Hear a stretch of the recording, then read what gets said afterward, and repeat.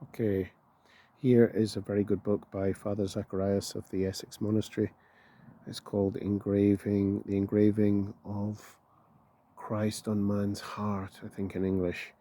And this is a collection of homilies and essays by the great spiritual father of Essex Monastery, St. John the Baptist, in Essex, England.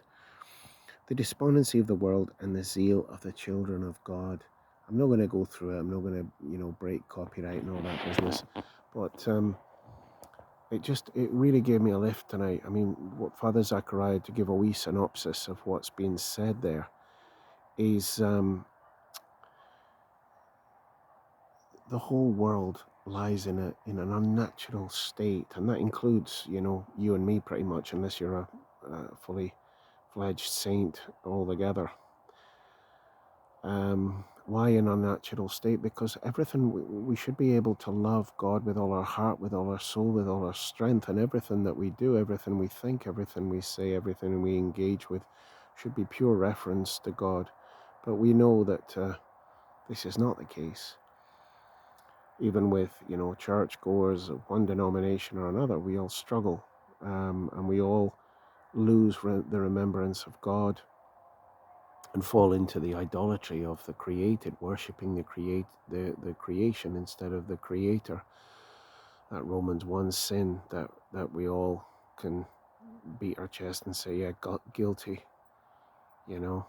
Um, but he's going to say, what's this despondency then? The despondency is the world whose mantra is eat, drink, and be merry. Eat, drink, and be merry, but comma, for tomorrow we die. And that's specifically the despondency, the energy of despondency that's in the world. It's a different spirit to the spirit of the gospel. It's one where time is running out, where the joys of this world are ephemeral, addictive, clingy, so pleasures becoming pain, confusion, brain fog, delusion, dejection, despondency, despair. It's all in the hand luggage of the modern world, isn't it? It's all in our suitcase, and we're taking it wherever we go, unfortunately, until we resolve it. But that's the great thing. So look at the title here, The Despondency of the World and the Zeal of the Children of God. We can do something about it. Yes, we can. We can do something about it precisely with our prayer rule and everything we do with reference to God. Now, obviously, he's writing in monastic, stable conditions. It's everything's set up for that in the world. Much more difficult. But nevertheless, God sees our struggles. God sees the difficulties, the loneliness, the despair, the temptation to despair in the modern world, the frustration, the futility, all these things that we're up against, the coldness of the churches, their inability to really bed in and take the thing seriously, all of these things that go against us.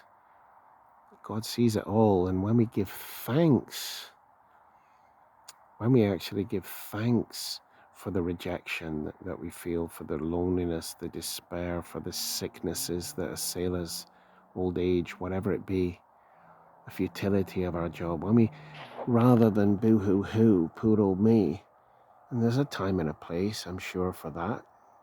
Not that Father Zachariah gets into acknowledging that, but when we give thanks to God, that humility opens the clouds, as it were, opens the heavens, and the humble man receives the grace of God, where the proud man, God resists, as the prophet Isaiah says. So all of that's in there. The liturgy, its power to recharge us as we bring all of our struggles, the things that, and this thanksgiving that we've been giving, when we realize we've all got something to thank the Lord for, the very breath that we breathe, the very air is given to us by God, the heart that's beating in our chest as we listen to this, as we go about our day, the creation. So many gifts. And as we take all of this thanksgiving and this humility and this struggle to the divine liturgy, we're going armed, we're going prepared, he says, to really offer that prayer, thine own of thine own. We offer unto thee, O God, for all and on behalf of all. Thine own of thine own we offer unto thee. Thine own, thy gifts, air, life, being, talents, struggle, conditions, hardships, graces, everything. We receive them from you, Lord. We give them back to you in the church, through the priest, back to you, Lord, along with the bread and the wine. He talks about how the blessing of God comes down upon these seemingly useless gifts as they're full of the church's prayers and struggles and hopes. Well, there we go. I'm not doing him justice. I'm not quoting from him, as I said I wasn't going to. But this is how we overcome this despondency of the world and arise within the church, specifically here the Orthodox Church, to the zeal of the children of God. And I'd rather have that any day than the despondency of the world with its mantra, eat, drink, and be merry, for tomorrow you die. Eat, drink, and be merry. Eat and drink, but with no reference to God, or very little real meaningful reference to God.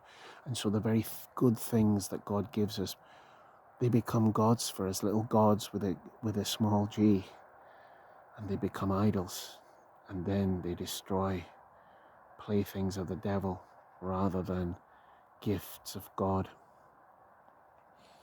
They become harmful. Alcohol becomes addictive, a source of brain fog, a source of confusion. Drugs the same. The pleasures of this world become pains as we cling to them, and as they distract us, dissipate us, delude us, disappoint us.